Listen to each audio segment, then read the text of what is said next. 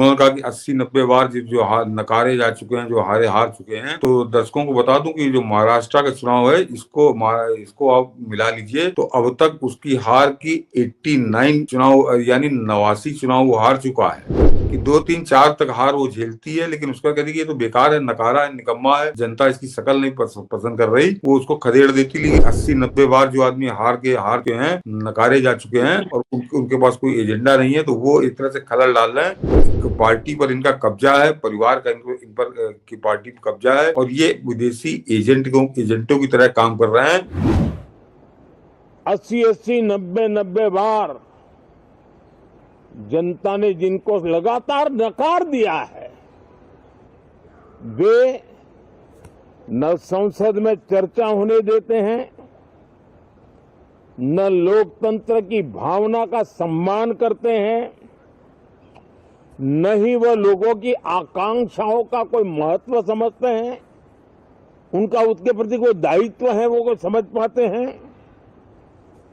और उसका परिणाम है वो जनता की उम्मीदों पर कभी भी खरे नहीं उतरते हैं। और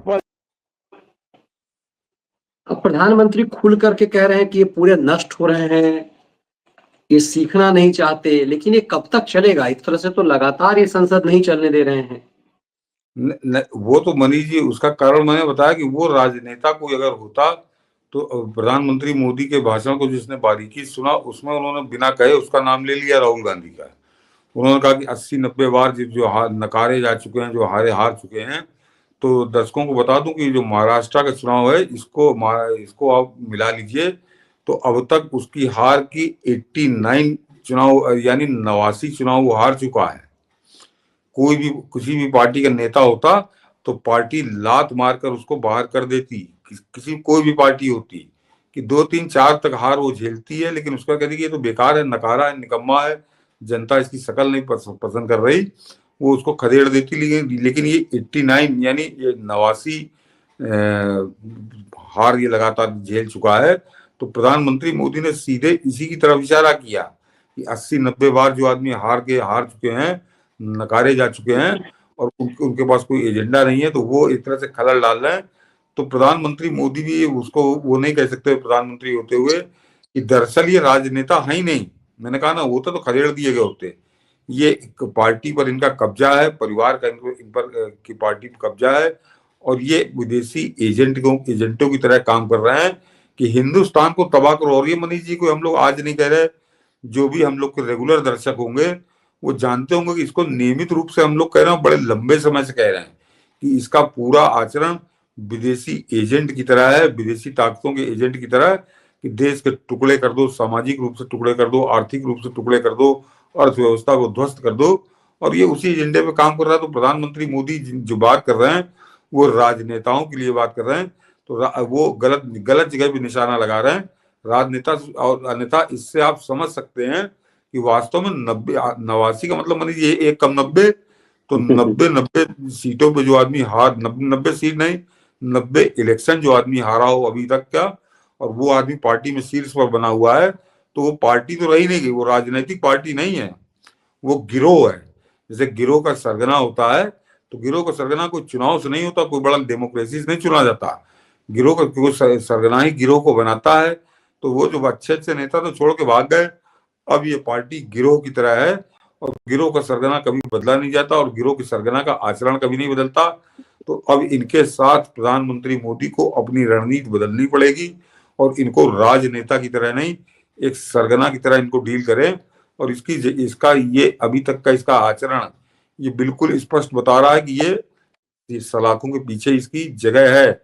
और मैं एक छोटा सा उदाहरण दे दूं मनीष जी, कि यहाँ पर बड़े बड़े नेता हुए और जिनको यंग टर्क कहा गया, युवा तुर्क का जो शब्द आया है हिंदुस्तान की राजनीति में, वो चंद्रशेखर के लिए आया था मनीष जी। जब चंद्रशेखर ने इंदिरा गांधी जिस समय चरम पे थी, उस समय वो चंद्रशेखर, मोहन दारिया और कृष्णकांत, उन्होंने बगावत की थी, तीनों तिकड़ी अलग हुई थी।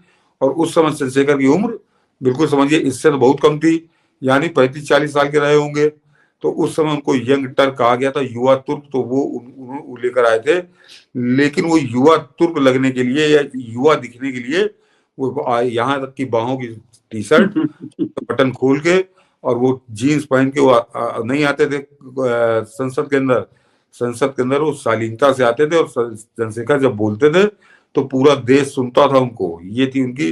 तो युवा होना एक अलग चीज है, और ये जो लफंगे होना जिस तरह से, तो वो ये मनीष जी, इसको मैं क्या कहूँ कि मैं फिर कहूंगा कि जो सीनियर सिटीजन है या जो हम लोग की उम्र के हैं, वो जरा याद करिए कि आज से अगर आप 30-40 साल पहले की पुरानी फिल्मों में चले जाइए बॉलीवुड की, तो उसमें गुंडे की जो वेशभूषा होती थी, वो वेशभूषा में ये आता है लोकसभा का उपाध्यक्ष, एकदम वो लड़कियों वाली, मतलब बहुत कम छोटी बाह की टाइट जर्सी और जीन्स पहनकर ये आता है।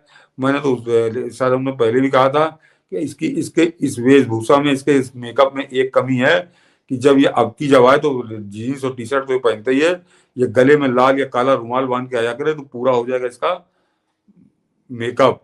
ये गले में लाल रुमाल बांध ले, हाथों में गजरा जरा बांध के, और तब आया करे ये संसद के अंदर। तो ये पूरी तरह से बंबई का जो मवाली जिसे कहते हैं उसमें घुसे ये।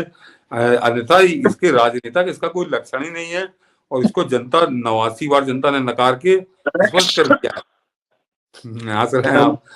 कमाल की बात यह है कि ऐसा ना हो कि आपकी सलाह इनके खलियर जो है दे भी दे, पर इसके अनपढ़ खलियर जो है वो तो झाल बजा रहे, उसे इसे ही नायक मान रहे। मतलब मैं तो देखता हूं कि इतना हार वो प्रधानमंत्री 89 गिना रहे हैं, ऐसी हार, इतनी हार के बाद भी खलियर इसे झाड़ पे चढ़ा रहे हैं और इसका महिमा मंडन कर रहे हैं।